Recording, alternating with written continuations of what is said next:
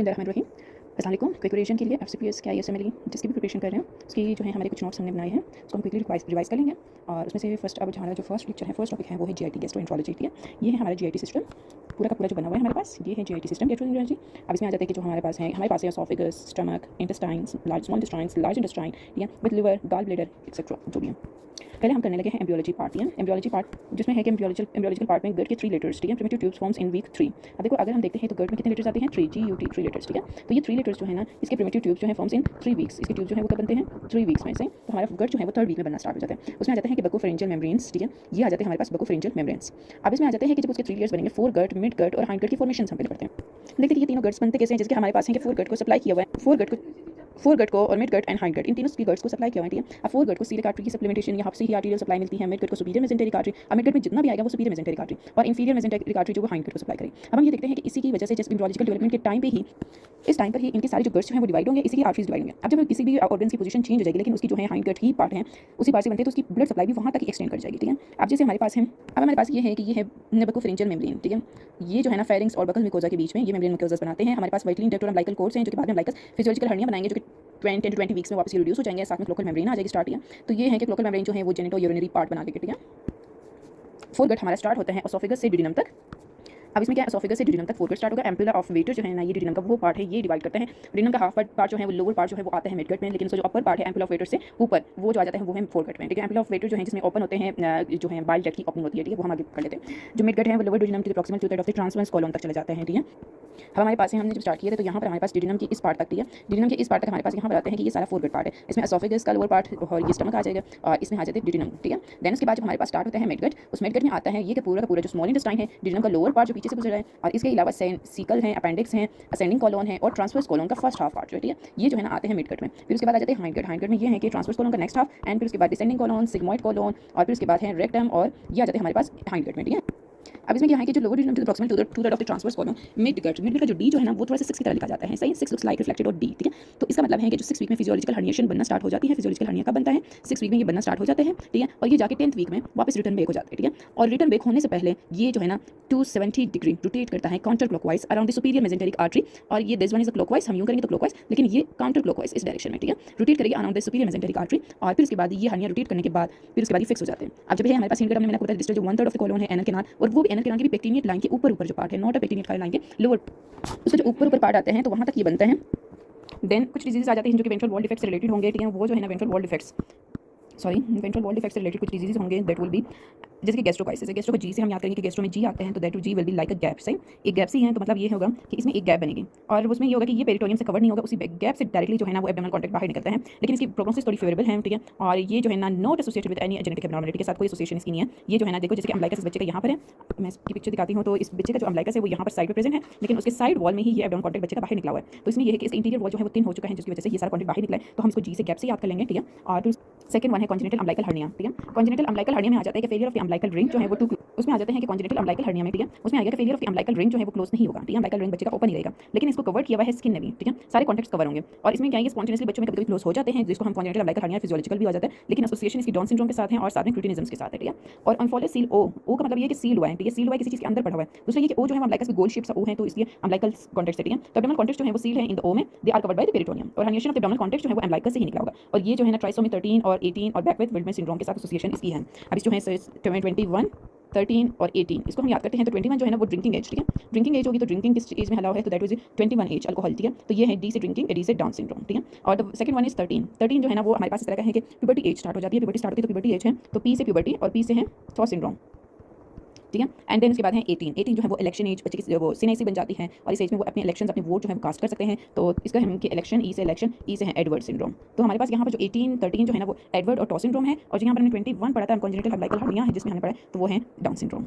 अब इसके बाद है ट्रेकियोसोफेजियल एनोमलीज जो है ना, उसमें आ जाता है कि ट्रेकियोसोफेजियल एनोमलीज में ये होगा कि एसोफेजियल एट्रेजिया होते हैं, एसोफेगस की एट्रेजिया होगी क्योंकि प्रॉपर कैनलाइजेशन नहीं होती। ठीक है, तो जब प्रॉपर कैनलाइजेशन नहीं होगी तो इसमें क्या आ जाते हैं कि कैनलाइजेशन नहीं होगी तो वो क्लोज होगी, या तो ऐसे होगा कि एब्नॉर्मली ओपन हो जाएगा इनटू द ट्रेकिया, तो इस वजह से हम इसको ट्रेकियोसोफेजियल फिस्टुला कहेंगे, ट्रेकियोसोफेजियल एनोमलीज और फिस्टुला TEF। अब इसमें आ जाते हैं कि प्योर अगर कोई TEF है, ट्रेकियोसोफेजियल फिस्टुला, तो उसमें प्योर जो है ना ये हमारा बनता है H type, this one is H, एक प्रॉपर H बन रही है, तो इसमें आ जाते हैं कि जो H type fistula resemble the letter of the H। फिर उसके बाद आ जाता है उसको हम कहेंगे प्योर, और एक होगा प्योर एसोफेजियल एट्रेसिया। उसमें आ जाता है कि प्योर उसमें कोई ट्रेकिया और एसोफेगस के बीच में फिस्टुला नहीं बन रहा। अब फॉर एग्जांपल ये हमारा एसोफेगस का पार्ट है, अपर पार्ट, और ये हमारा एसोफेगस का लोअर पार्ट, ना तो ये ट्रेकिया में ओपन हो रहा है, ये हमारे पास है ट्रेकिया विद ब्रोंका, ना तो ये ओपन हो रहा है यहाँ पर, ना ये ओपन हो रहा है। तो इसकी वजह से अगर दोनों ओपन नहीं हो रहे तो ये प्योर एट्रेसिया। इसमें प्योर एट्रेसिया में चांसेस क्या हो सकते हैं कि जब बच्चा खाना खाता है उसी टाइम उसकी vomiting on the first day of after delivery, ठीक है, बच्चे की वोमिटिंग स्टार्ट हो जाती है। इसमें कॉम्प्लिकेशन क्या होता है, जब बच्चे को देते हैं दूध, अभी तक वो नीचे नहीं जा सकता तो उसको लिटा ही देते हैं, या तो वो लिटा देते हैं तो वो एक्सपायर कर जाएगा इनटू द ट्रेकिया और एक्सपायरेशन निमोनिया करा देते हैं। और इसमें टेफ में क्या होता है कि इसमें चांसेस होते हैं कि एक्सपायरेशन निमोनिया के चांसेस होंगे और एसोफेजियल एट्रेसिया विद टेफ दोनों हो। This type is common type, ठीक है। इसमें आ जाता है कि इसमें पॉलीहाइड्रोमियास हो जाते हैं। इंट्रा एब्डोमिनल डायग्नोस करना हो तो मदर का अल्ट्रासाउंड करवा लो, तो अल्ट्रासाउंड में एमनियोटिक फ्लूइड जो है वो इंक्रीज हो जाएगा। जब एमनियोटिक फ्लूइड इंक्रीज होगा इन यूट्रो में, ठीक है, तो वो किस लिए होता है क्योंकि वो सॉल्विंग नहीं कर सकते तीनों में, ठीक है। ये मोस्ट कॉमन टाइप है। इसमें क्या हो जाता है कि खाना तो यहाँ पर आ रहा है, ठीक है, और यहाँ पर जो है ना ये ट्रेकिया में जब हम सांस लेते हैं तो स्टमक में गैस एंटर हो रही है, तो यहाँ पर गैस आ रही है, खाना तो कोई खाना नहीं आ रहा है तो उसको वॉमिट कर रहा है या तो वो एस्पायर कर रहा है, जिसमें से बहुत थोड़ा सा खाना तो चला जाएगा स्टमक में, लेकिन बाकी लंग में जाएगा और बहुत ही सीवियर कॉम्प्लिकेशन कॉज करते हैं एस्पायरेशन निमोनिया। पेशेंट प्रेजेंट करता है विद रिकरेंट एस्पायरेशंस के साथ, वो निमोनिया के साथ, ठीक। अब जो है हम याद करते हैं कि ट्रेकियोएसोफेजियल फिस्टुला के 3 C's, ठीक है, 3 C's ऑफ ट्रेकियोएसोफेजियल फिस्टुला, ठीक है।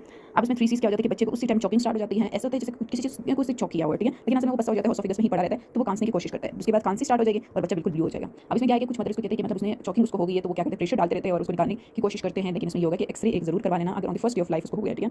और जब आप एनजी पास करने लग जाते हो चॉकिंग के बाद स्टमक में, तो वो नहीं पास होंगे, वो क्या हो जाएंगे, जैसे कि अगर हमने स्टमक में एनजी पास करनी है, ये पेशेंट का स्टमक है तो ये जो है ना एट्रेसिया हो चुका है। जब हम एनजी पास करते हैं वो लूप बैक हो जाती है, जब आप एक्सरे करते हैं तो उसमें आपको लूप बैक एनजी नजर आ रही होती है। Second that is duodenal atresia. अब डिडिनल एट्रेसिया में क्या आ जाता है कि डिडिनल एट्रेसिया में 3D से याद कर लेना, ठीक है। एक होगा डबल बबल साइन, ठीक है, डबल बबल साइन, एक बबल ये बन रहा है और दूसरा बबल ये बन रहा है। ये बबल जो है स्टमक का है, फिर ये पाइलोरिस स्टेनोसिस है, यहाँ पर पाइलोरिस जो है वो स्टेनोसिस तो नहीं है, पाइलोरिस में से भी कंस्ट्रक्टेड होता है, नैरो ल्यूमन होता है, तो वो नैरो ल्यूमन की वजह से, और फिर इसके बाद डिडिनल में भी यहाँ पर एट्रेसिया हो चुका है, तो इसकी वजह से जो खाना जो है ना वो जा रहा है यहाँ पर आ जाएगा, लेकिन यहाँ पर कंस्ट्रक्शन की वजह से 2 बबल साइंस नजर आएंगे एंड ये डबल बबल साइंस को कहते हैं, ये एब्डोमिनल एक्स-रे में नजर आएंगे। और फिर उसके बाद डिस्टेंशन ऑफ द डिडिनम और स्टमक जब एब्डोमिनल एग्जामिनेशन करवाते हैं, और दूसरा मेजर एसोसिएशन होती है विद डाउन सिंड्रोम, जो कि मैंने कहा था कि ट्राइसोमी 21 है। इसमें पेशेंट प्रेजेंट कैसे करता है, अब इसमें पेशेंट प्रेजेंट करेगा that will be bilious vomiting with in the first 1 to 2 days of life, और अगर distal to second part of the duodenum, ठीक है, this one is the first part, second part and third part duodenum के 3 parts, ठीक है। अब अगर ये होगा कि एम्पुला ऑफ वेटर से हमने कहा था ऊपर ऊपर जो है उसको हम कहते हैं कि ये फोर गट है, एम्पुला ऑफ वेटर से नीचे नीचे हमने कहा था कि ये मिड गट है, सॉरी सही। अब इसमें क्या है कि एम्पुला ऑफ वेटर के ओपनिंग से पहले यहाँ पर तो बाइल आ जाते हैं, बाइल डक्ट से यहाँ पर आ जाते हैं, बाइल यहाँ पर इंटर होगा और फिर वो नीचे चला जाएगा, लेकिन अगर उसको यहाँ पर एट्रेसिया है, यहाँ पर क्लोज है, तो बच्चा जो है ना वो सारा कुछ वॉमिट कर लेगा, मुंह से बाहर निकाल देगा। जब सब कुछ वॉमिट करेगा तो ये जो बाइल है वो भी अंदर जा रहा है, वो भी इसी वॉमिटिंग में मिक्स हो रहा है, तो इस वजह से इसको बिलियस टाइप की वॉमिटिंग हो जाती है और ये vomiting with in first 2 days of life he start हो जाती है। जैसे बच्चा पैदा होता है उसी दिन स्टार्ट हो जाती है, उसी दिन जब आप फीडिंग स्टार्ट करवाते हो। अदर कॉजेस बिलियस वॉमिटिंग के इसके अलावा और कॉजेस होंगे, वो भी नीचे, मतलब एम्पुला ऑफ वेटर से नीचे नीचे जहाँ की भी ऑब्स्ट्रक्शन होगी, रास्ता बंदिश होगी, रास्ता बंद होगा, तो वहाँ पर बच्चे को बिलियस वॉमिटिंग होगी। उसमें आ जाता है एंटेरोकोलाइटिस, इनकार्सरेटेड हर्निया और माल रोटेशन और वेलवुलस। एक होता है कि ये सारे सीवियर पेन कॉज करते हैं, सीवियर पेन में बच्चा वॉमिट करने की कोशिश करता है, और जब वो वॉमिट करते हैं तो उसमें बाइल होते हैं, और वो बाइल जो है वो इसलिए है क्योंकि एम्पुला ऑफ वेटर से नीचे नीचे की सारी ऑब्स्ट्रक्शन है। अब उसके ऊपर ऊपर की जितनी ऑब्स्ट्रक्शन होगी उसमें नॉन बिलियस वॉमिटिंग होगी, उसमें कोई बाइल नहीं होगा। अब जैसे कि हाइपरट्रॉफिक पाइलोरिक स्टेनोसिस हम करने लगे हैं, ठीक है, हाइपरट्रॉफिक पाइलोरिक स्टेनोसिस। अब हाइपरट्रॉफिक पाइलोरिक स्टेनोसिस में ये है बच्चे का स्टमक। अब इस बच्चे का जो स्टमक है ये पाइलोरस है, ये एंट्रम पार्ट है और स्टमक की बॉडी है फंडस है, ठीक है, और ये कार्डिक पार्ट है। ये जो सारे पार्ट्स आ जाते हैं स्टमक के, ये जो पाइलोरस है वो स्टेनोज्ड हो चुका है, ठीक है। अब जो पाइलोरस जो है उसकी स्टेनोसिस स्टार्ट हो गई तो 5M से याद करना है हमने इसको, किससे 5M से। अब इसमें 5M में क्या हो जाता है, most common cause of gastric obstruction infants में बहुत ज़्यादा कॉमन है। दूसरा ये कि ऑलिव शेप एक मेस बना लेता है, क्यों, क्योंकि ये स्टमक बहुत बड़ा हो जाता है, ठीक है, जिसकी वजह से ऑलिव शेप मेस। और थर्ड M है हमारे पास मैक्रोलाइट के एक्सपोजर की वजह से होते हैं। मदर ने ड्यूरिंग प्रेगनेंसी मैक्रोलाइट्स जैसे कि एरिथ्रोमाइसिन्स वगैरह खा लिए होंगे, ठीक है, उसने वो एरिथ्रोमाइसिन्स एंटीबायोटिक्स वगैरह ले लिए होंगे, और ये जो है मेल फर्स्ट बोर्न में ज़्यादा कॉमन होगा और मेटाबॉलिक एल्कलोसिस कॉज करती है। अच्छा, हमारे पास एफसीपीएस का यूज़ का मोस्ट फेवरेट क्वेश्चन है कि पाइलोरिक स्टेनोसिस में देखो स्टमक में बनता है HCl, ठीक है। HCl जब स्टमक में बनता है, जब बच्चा वॉमिट करता है तो ये HCl मुंह से बाहर निकाल देता है। जब वो मुंह से बाहर निकालेगा तो उसका हाइड्रोजन भी लॉस हो रहा है, क्लोराइड भी। अब क्लोराइड का लॉस हो रहा है तो उसकी वजह से हमने कहा हाइपोक्लोरोमिक होगा, हाइड्रोजन लेस होगा तो अल्कलोसिस हो जाएगा। And that alkalosis is metabolic not respiratory, क्योंकि हाइड्रोजन मेटाबॉलिक सिस्टम की वजह से हो रहा है कि जीआईटी सिस्टम में ही हाइड्रोजन लॉस हो रहा है, कोई अल्कलोसिस कार्बन डाइऑक्साइड ऑक्सीजन की वजह से नहीं है, ठीक है। अब इसमें क्या आ जाता है कि ये दोनों तो हो गए, इसके अलावा पेशेंट को डिहाइड्रेशन भी स्टार्ट हो जाती है।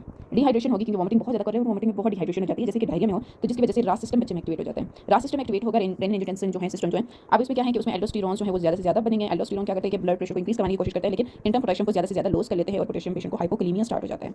अब ये वाली वॉमिटिंग जो है इसको हम कहेंगे कि ये नॉन बिलियस वॉमिटिंग है, सही। अब ये नॉन बिलियस वॉमिटिंग क्यों है, अब इसमें क्या है कि ये स्टमक का पार्ट है और डिडिनम का पार्ट सेकंड पार्ट और डिडिनम का third part. Ampulla of waiter तो यहाँ पर ओपन हो रहा है, लेकिन यहाँ पर स्टेनोसिस यहाँ है, तो बच्चा जो वॉमिट कर रहा है वो इस कॉन्टेक्ट को वॉमिट कर रहा है, तो बाइल तो नीचे जा रहा है, अपने रास्ते में ही अपने रास्ते को फॉलो करें, जिसकी वजह से पेशेंट को क्या होगा, नॉन बिलियस वॉमिटिंग, और ये 2 वीक्स आफ्टर स्टार्ट हो जाती है। बहुत उसी टाइम बिल्कुल स्टार्ट नहीं होगा, approximately second part of the duodenum में भी हो सकता है यहाँ पर भी, लेकिन एम्पुला ऑफ वेटर से प्रॉक्सिमली, ठीक है। और नॉन बिलियस वॉमिटिंग के बाकी कॉजेस कौन से होते हैं, जिसके गर्ड और मिल्क प्रोटीन एलर्जी हो जाती है, ठीक है। पेंक्रियास की जो है पेंक्रियास की बायोलॉजी पहले हम करते हैं कि पेंक्रियास में है क्या चीज़, ये हमारे पास है डिडिनम का पार्ट, ठीक है। अब हमारे पास डिडिनम है और पेंक्रियास के 2 बर्ड्स बनते हैं। एक आता है कि डोर्सल बर्ड है और एक होता है वेंट्रल बर्ड। ये डोर्सल बर्ड जो है और वेंट्रल बर्ड जो है ना, ये दोनों कंबाइन कर जाते हैं, ठीक है, ये दोनों कंबाइन होंगे डोर्सल और फ्यूज कर जाएंगे। और लेकिन इन दोनों को ये चीज़ इंपॉर्टेंट है कि दोनों को पीछे ही फ्यूज होना चाहिए, ठीक है, आगे नहीं फ्यूज होना, प्लीज़ पीछे ही फ्यूज हो जाओ। सही, सुपीरियर मेसेंटेरिक आर्टरी इन दोनों बर्ड्स के बीच में से यहाँ से तो निकल जाएगी कि दोनों जो है बर्ड जो है फ्यूज होंगे तो बीच में से निकल जाएगी। लेकिन एक मसला यही होगा कि इसके एब्नॉर्मल फ्यूजन में आगे हम करते हैं कि कौन सी डिसीज हो जाती है, ठीक है। अब इसमें क्या है कि नॉर्मल रोटेशन क्या होती है कि वेंट्रल बर्ड जो है वो अनसिनेट प्रोसेस बना लेगा और डोर्सल बर्ड जो है head, neck, body and tail बना लेंगे। हेड, नेक, ये है टेल, ठीक है, बॉडी और हेड और नेक बन जाएंगे। तो हमारे पास पेंक्रियास का और ये अनसिनेट प्रोसेस जो है ना वो वेंट्रल बर्ड ने बना लिया। अब मसला यहाँ पर है कि अगर एब्नॉर्मल रोटेशन होगी, अब एब्नॉर्मल रोटेशन पेशेंट में होगी तो एनुलर पेंक्रियास एक तो बनेगा। एनुलर पेंक्रियास क्या होगा और एक पेंक्रियास डिविजन होगा। अब एनुलर पेंक्रियास में क्या होता है कि ये डिडिनम है, ठीक है, ये डिडिनम अपनी रोटेशन करवा रहे हैं। अब जो अनसिनेट प्रोसेस है वो जाके यहाँ पर आ गया ऊपर, ये जो है बाकी नॉर्मल पेंक्रियास है, नेक, बॉडी और टेल, अनसिनेट प्रोसेस ये आ गया। अब abnormal rotation of ventral pancreatic bud around the second part of the duodenum can cause duodenal narrowing obstruction, stenosis like symptoms start हो जाती हैं। और दूसरा है division failure of this ventral और जो वेंट्रल पार्ट और डोर्सल पार्ट को फ्यूज्ड ना हो, सेपरेटेड रहे, ठीक है। इसमें कॉन्जेनिटल डिफेक्ट्स हैं, मोस्ट कॉमन ये डिवीजन ज़्यादा कॉमन है इसका एनुलर पेंक्रियास में। कंप्लीट पेंक्रियास जो है वो बहुत मुश्किल है इसको ट्रीट करना, तो इसमें है कि दूसरा डिवीजन जो है वो बहुत ज़्यादा और पेशेंट मोस्टली एसिम्प्टोमेटिक रहता है, इतनी इसके सिम्पटम्स नहीं होंगे, थोड़े बहुत सिम्पटम्स हो जाएंगे, कभी पेन स्टार्ट हो जाती है, कभी उसकी फीड्स की मैलएब्जॉर्प्शन हो जाती है, थोड़ी सी अच्छी से डाइजेशन नहीं हो पाती, वरना ऐसा कोई रोल नहीं है क्योंकि उसकी सारी बॉडी, हेड, बॉडी, नेक सब कुछ नॉर्मल है, तो वो अपना काम अच्छे से कर रहा है। अब हम इसकी बात करते हैं कि रेट्रोपेरिटोनियल स्ट्रक्चर्स कौन कौन से। रेट्रो का मतलब है पीछे ले जाना, पेरिटोनियम के पीछे जो स्ट्रक्चर्स रहते हैं जो पेरिटोनियम के अंदर नहीं आ सके वो है रेट्रोपेरिटोनियल स्ट्रक्चर्स। अब ये स्ट्रक्चर जो है ना इसमें ये होता है कि देखो पेरिटोनियम थोड़ी पुशिंग इफेक्ट भी यहाँ प्रोवाइड करते हैं। ये है पुलिसमैन है, ठीक है, पुलिसमैन ऑफ द एब्डोमेन।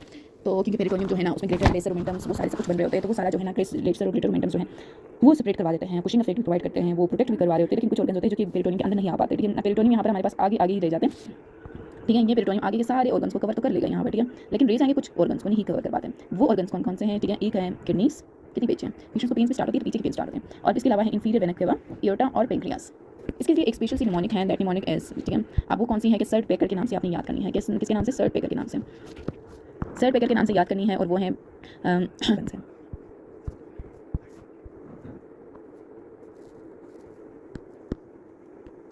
अब कुछ जो है ना माउथ विटामिन की डेफिशिएंसी याद करते हैं, जैसे B2N, B2 राइबोफ्लेविन उसका नाम है, और इस विटामिन की डेफिशिएंसी जो है 2 फ्लेविन्स, FMN और FAD की निमोनिक्स है। अब जो है कि B2 है, सही, इसमें यहाँ पर आ जाता है कि 2, तो ये 2 ATPs बनाते हैं, ठीक है, ATPs 2 बनाते हैं। जो NAD नाइसिन जो है ना, NADH है, वो 3 ATPs बनाते हैं। तो उसमें आ जाते हैं कि नाइसिन B3 है ना, ठीक है, B3 amino acid vitamin sorry, तो that will forms the B3 जो है विटामिन वो बनाते हैं 3 ATPs, ठीक है। एक तो ये चीज़ है। दूसरा ये कि आप जो है कि FMN और FAD जो है ना वो इन्वॉल्व होते हैं रिडॉक्स रिडक्शन ऑक्सीडेशन रिएक्शन में, ठीक है, जिसमें रिडक्शन भी हो रही होती है और ये एलिमेंट की ऑक्सीडेशन भी हो रही होती है। अब अगर B2 की डेफिशिएंसी होगी उसमें 2 C's भी कॉज हो जाते हैं। एक हो जाता है कॉर्नियल की वेस्कुलराइजेशन स्टार्ट होती है, कॉर्निया में वेसल्स आगे आ जाते हैं। और एक होता है काइलोटिस जो है ना, वो स्टोमाटाइटिस, काइलोटिस, आयरन डेफिशिएंसी, एनीमिया के जितने सिम्पटम्स होंगे वो स्टार्ट हो जाएंगे, ठीक है। इसके बाद है हमारे पास B3 की डेफिशिएंसी। अब देखो मैंने आपको बताया कि B3 है तो 3 है, तो इसका मतलब ये होगा ये 3 ATPs बनाते हैं और ये ट्रिप्टोफेन से ही ड्राइव हो सकता है, ठीक है, ट्रिप्टोफेन से। और इसके सिंथेसिस को रिक्वायर्ड होता है B3 की सिंथेसिस को B2 B6 है, ठीक है। और ये वही NADH का पार्ट है रिडॉक्स रिएक्शन में। अब इसकी डेफिशिएंसी होगी तो ग्लोसाइटिस और पेलेग्रा सिम्पटम्स होंगे।